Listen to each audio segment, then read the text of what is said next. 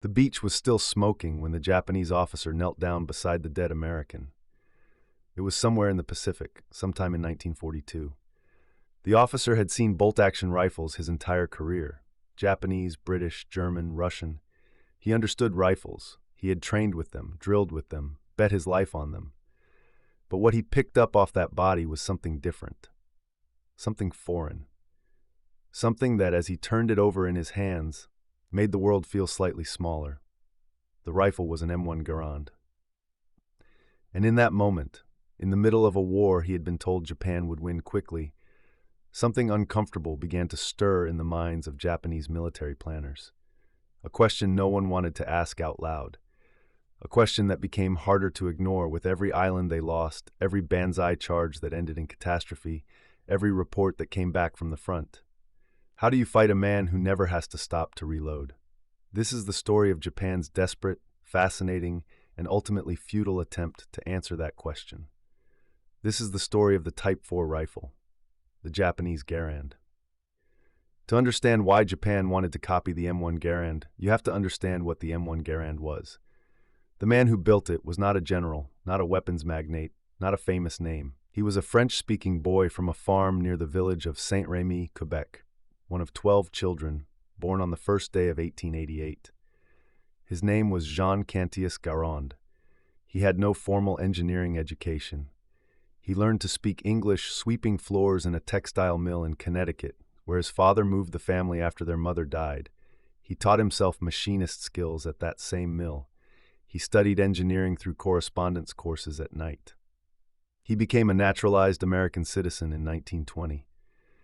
And he spent the next 3 decades working quietly at the Springfield Armory in Massachusetts, one of the oldest military manufacturing facilities in the United States, designing the rifle that would define the Second World War. It took him over 15 years to perfect. The result was a gas-operated, semi-automatic rifle weighing about 9.5 pounds, chambered for the powerful 30-06 Springfield cartridge. It held 8 rounds in an en-bloc clip, a distinctive internal feeding device, and when the last round was fired, that clip was automatically ejected with a sharp metallic ping, locking the bolt back open, signaling to the soldier that it was time to reload. The whole process could be repeated in seconds. The M1 was officially adopted by the U.S. Army in 1936, the first standard-issue semi-automatic infantry rifle in the history of warfare. John Garand never patented his creation for personal gain. He signed all rights over to the United States government in January 1936. A bill was introduced in Congress to award him $100,000 for his contribution. It didn't pass. He received no royalties from the more than 6.5 million rifles eventually built in his name. He was, by all accounts, content with his government salary. What he had given to his adopted country was, in his own quiet estimation, simply a pretty good gun. General George S. Patton called it something more, the greatest battle implement ever devised. He wrote those words in a letter to the War Department's Chief of Ordnance in January 1945, after watching his Third Army use the rifle to tear through German defenses across France and into Germany itself. But Patton wasn't alone in his appreciation. The Japanese were paying attention too. The numbers tell a story that is almost impossible to imagine without living it. A trained American soldier with an M1 Garand could deliver between 40 and 50 accurate shots per minute at a range of 300 yards. The M1's semi-automatic action meant the shooter never had to take his hands off the rifle between shots. He never had to cycle a bolt. He never had to break his aim. He kept his eye on the target, pulled the trigger 8 times, fast as his finger would allow, and reloaded in seconds. Now consider his opponent on the other side of the Pacific. The standard Japanese infantry rifle was the Arisaka, the Type 38, or later the Type 99. Both were bolt-action weapons with internal 5-round magazines. Both required the soldier to manually work the bolt after every single shot, reaching back, lifting the handle, pulling it toward him, cycling the spent casing, pushing the bolt home. Every time, for every round. In the middle of combat, under fire, in the jungle, in the mud. A skilled Japanese rifleman with an Arisaka could manage perhaps 15 aimed shots per minute under ideal conditions. 15 to 50. That was the gap. That was the distance between the world Japan thought it understood and the world the Pacific War actually presented. The Arisaka was not a bad weapon by any historical measure. It was well made, durable, accurate at range, and had a chrome-lined barrel, an advanced feature for its time. The men who carried it were some of the most disciplined and motivated soldiers in history. Their doctrine of seishin, spiritual power, the belief that will could overcome material disadvantage, had carried Japanese forces across China, through the Philippines, into the jungles of Southeast Asia. But spiritual power cannot outrun a semi-automatic rifle. American veterans who survived those early island battles often described the same shock witnessed from the other side. Japanese officers in the Philippines during late 1941 and into 1942 filed reports to Tokyo expressing bewilderment at the volume of fire coming from American positions. Some reportedly wondered aloud whether American infantrymen had been issued personal machine guns. That was not a foolish question. 8 rounds, aimed and accurate, in the time it took a Japanese soldier to fire 2. It must have felt exactly like that. The Banzai charge, the human wave assault that had been one of Japan's most psychologically devastating tactics against opponents armed with bolt actions, became a massacre against the Garand. American veterans who survived those charges described standing their ground behind an 8-round rifle that never made them choose between their aim and their survival. The Japanese lost thousands of men in those charges before their officers banned them outright. It wasn't courage that was lacking, it was firepower, and Japan knew it. The truth was, Japan had not ignored the problem of semi-automatic rifles. As far back as the 1920s and 1930s, when most of the major military powers were exploring self-loading infantry weapons, Japanese engineers had experimented with their own designs. They developed a series of experimental semi-automatic rifles, the Type Hai, the Type Ko, the Type Atsu. They even experimented with a derivative of the Pedersen semi-automatic system, an American design that had briefly competed with Garand's own rifle in earlier U.S. Army trials. None of these weapons were judged satisfactory. None entered mass production. When the war in the Pacific intensified and Japan's available industrial capacity was redirected toward aircraft, warships, and the weapons already in proven service, those experimental programs stalled.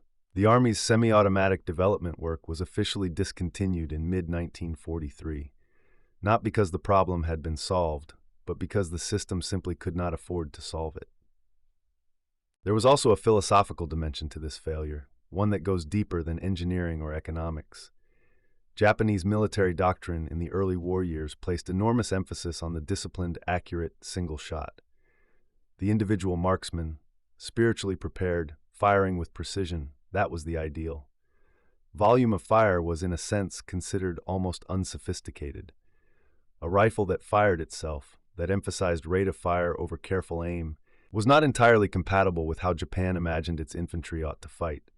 By 1943, that philosophy had been tested and found wanting against American soldiers who had no such philosophical reservations. Enter the Imperial Japanese Navy. The Army had given up on semi-automatic development. The Navy had not. Japan's naval infantry, the Rikugun, and in particular its paratroop formations, needed something better if they were going to stand against Allied forces that were now grinding their way, island by island, closer to the Japanese home islands. The Americans had taken Guadalcanal, they had pushed through New Guinea, the Gilberts, the Marshalls. Every campaign confirmed the same firepower gap. The Navy launched a new semi-automatic rifle program in late 1943, including it as a priority item for fiscal year 1944. 3 naval arsenals were originally scheduled to participate, Yokosuka, Kure, and Maizuru, but all 3 were already strained to their limits. Warships, submarines, aircraft, anti-aircraft guns, every production line was running at capacity. The semi-automatic rifle program was assigned to Yokosuka Naval Arsenal on a spare-time basis, worked on in between the production of 25mm anti-aircraft cannons, Lewis machine guns, and Vickers machine guns on the 3rd floor of the machine gun plant. That is worth sitting with for a moment. Japan's attempt to close the infantry firepower gap that was costing them thousands of lives, assigned to spare time. worked on when nobody needed the equipment for something else. But the engineers at Yokosuka were determined, and they were resourceful, and they had something to work with. Captured M1 Garands. Japanese forces had been picking up American M1 rifles since the early island campaigns. The Philippines had been the first major battlefield, and while Japanese forces eventually prevailed there, they encountered Garand rifles in the hands of American defenders from the very first day of the war in the Pacific. Those captured weapons were studied, tested, measured. Some were sent back to Japan for analysis. The initial approach was straightforward. Could the M1 simply be rechambered to fire Japanese 7.7 by 58 mm Arisaka ammunition? The dimensions were similar. The 7.7 mm Arisaka cartridge is dimensionally close to the American 36 Springfield round that the Garand was designed for. Early tests showed that a captured M1 could indeed chamber and fire 7.7 mm ammunition. The gas system would cycle. The rifle would function after a fashion. But there was a critical problem. The M1's N-block clip system was designed specifically and precisely for the 30-06 cartridge. The 7.7 mm Arisaka round, despite its dimensional similarities, would not feed reliably through the American clip. The tolerances were wrong. The geometry was wrong. The whole elegant feeding mechanism that made the Garand the weapon it was, that mechanism simply did not work with Japanese ammunition. So the engineers at Yokosuka took the next step. They reverse-engineered the rifle entirely. They disassembled M1 Garands, studied every component, mapped the gas-operated mechanism, traced the operating rod, analyzed the rotating bolt, measured the two-lug locking system.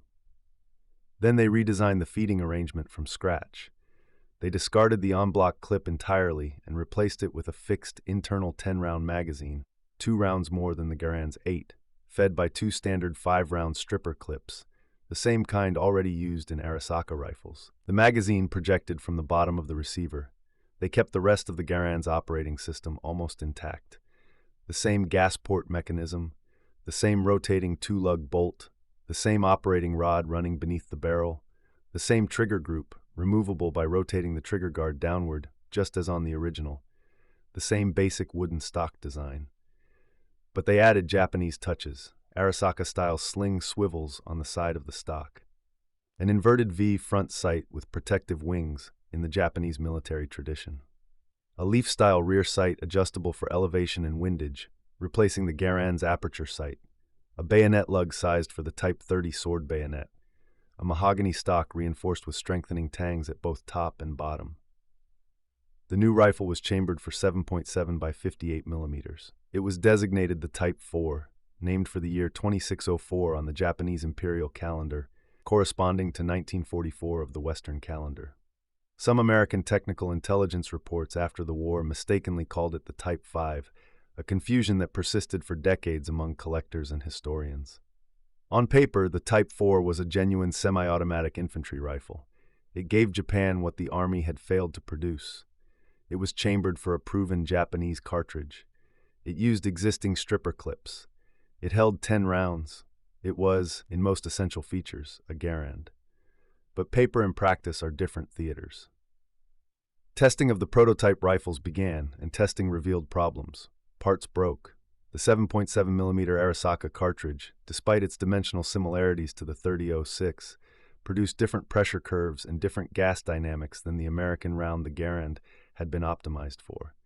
The operating system did not cycle with the same reliability. There were feeding difficulties. The engineers went back to work, refining, adjusting, producing an improved version, sometimes called the Type 5 in post-war literature, that addressed some of the initial issues. Meanwhile, the industrial situation around them was deteriorating rapidly. By 1944, American submarines and aircraft had strangled Japan's supply lines. Raw materials, steel, copper, aluminum, were arriving at a fraction of pre-war levels. Factories that had once operated at capacity were cutting hours, cutting output, competing desperately for resources that simply weren't available. By 1945, overall Japanese industrial output had fallen to approximately 40% of its 1944 peak. Army ordnance production was at 45% of peak, naval ordnance at 43%. B-29 superfortresses were bombing Japanese cities, hitting factories, disrupting supply chains, destroying the infrastructure that made mass production possible. Yokosuka Naval Arsenal itself was bombed, first by a single aircraft during the Doolittle Raid in April 1942, and then by a large force of carrier aircraft in July 1945. The facilities were not operating at anything approaching their wartime capacity. The decision was made to shift Type 4 production away from Yokosuka entirely to a private company, Washino Kikai Co., a manufacturer located in Aichi Prefecture. But when American intelligence officers examined the Washino facility after the war, they found something almost heartbreaking in its implications. The factory had no production machinery. It was not manufacturing rifles. It was assembling them, by hand, from parts that had been fabricated at Yokosuka and then sent to Washino to be put together. By the time the war ended in August 1945, roughly 250 Type 4 rifles had been started. Of those, somewhere between 100 and 125 had been assembled into functional weapons. Only about 50 were completed at the Washino facility. Allied forces entering Yokosuka Naval Arsenal found the parts and partially assembled rifles waiting for a war machine that had already collapsed around them. 20 of those rifles were taken by Allied personnel as captured weapons or war trophies. The rest were accounted for and eventually disposed of. Not a single Type 4 rifle was ever fired in combat. Not one. There is something deeply human in this story, if you allow yourself to sit with it.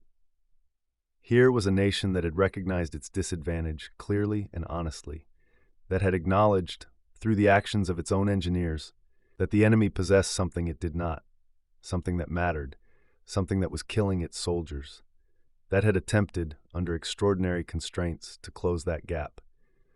Engineers working on the third floor of a machine gun plant during whatever hours weren't needed for anti-aircraft cannon production. A staff of talented men taking apart a foreign rifle and rebuilding it in their own image, in their own cartridge, for their own army. And they almost did it. The Type 4 was not a crude imitation. Those who have examined surviving examples describe it as a sophisticated weapon, internally and externally close to the Garand, with clear evidence of genuine engineering skill. The men who built it were not incompetent. They were working in a burning building. By 1944, Japan's shipyards were fighting for steel. Its aircraft factories were fighting for aluminum. Its fuel reserves were being consumed faster than they could be replaced, as American submarines systematically destroyed the tanker fleet that connected Japan to the oil fields it had gone to war to secure. The oil supply to Japan collapsed by more than 90% between 1943 and 1945. The industrial machine that had launched the most audacious naval offensive in history was running dry. A semi-automatic rifle requires precision manufacturing, tight tolerances, reliable metallurgy, consistent ammunition. It requires a supply chain capable of delivering the same part to the same standard 10,000 times. Japan in 1944 and 1945 could provide none of those things at the scale necessary to put a new infantry rifle into the hands of millions of soldiers defending the home islands. The Banzai charges had stopped. The tactics had adapted, but the rifles hadn't changed. And so the war came to the home islands, to the cities, to the factories, to the arsenals, while Japanese engineers worked in spare time on a rifle that Japan's industrial system could no longer produce in time to matter. The Japanese surrender came in August 1945, following the atomic bombings of Hiroshima and Nagasaki and the Soviet declaration of war against Japan. The Type 4 rifles at Yokosuka were found by Allied occupation forces, catalogued and largely destroyed. The Yokosuka Naval Arsenal itself was officially abolished on October 15, 1945. A small number of Type 4 rifles survived, perhaps 20 or so taken by Allied personnel. Today, examples can be found at the National Firearms Museum in Fairfax County, Virginia, and at the Royal Armories in Leeds, United Kingdom. They are extraordinarily rare. They are among the most sought-after collectibles in the entire world of military firearms, prized by Garand collectors and Japanese arms collectors alike, sought by anyone who recognizes in this strange hybrid weapon the mark of history in extremis. In his adopted country's darkest hour, John Garand, the French-speaking boy from Quebec who never received a penny in royalties, gave American soldiers a weapon so decisive that the enemy spent the last years of the war trying to build one of their own. He transferred all rights to that invention to the United States in 1936. He retired in 1953. He died in Springfield, Massachusetts on February 16, 1974, at the age of 86. He is buried at Hillcrest Park Cemetery. He left behind over 6.5 million rifles. The Pacific War was won by many things: courage, sacrifice, industrial capacity, naval power, strategic bombing, code breaking, and the decisions of countless men and women whose names most of us will never know. It was won on the beaches of Iwo Jima and in the skies over Midway and in the submarine pens of Pearl Harbor. But it was also won in a very real and measurable way by the difference between 8 rounds and 5, between a trigger pulled once and a bolt worked twice, between a weapon designed by a self-taught machinist from Quebec and a nation that recognized, too late, with too little and too much spare time, what that difference meant. The Type 4 rifle sits in its museum cases today, silent and uncollected by the war that produced it. It is the most honest artifact of that war's outcome, a copy that never became a weapon, made in the image of the rifle that helped end the war. It came too late to change. History remembers the winners. But sometimes the most instructive story belongs to the ones who tried and found the distance between trying and succeeding was the same distance as between 1944 and August 1945. That's a gap no amount of ingenuity could close. If this story moved you, if this is the kind of history that makes you stop and think, then subscribe to this channel, hit that like button, turn on the notification bell. Every week we bring you the stories behind the weapons, the decisions, and the men and women who shaped the world we live in today. We'll see you in the next one.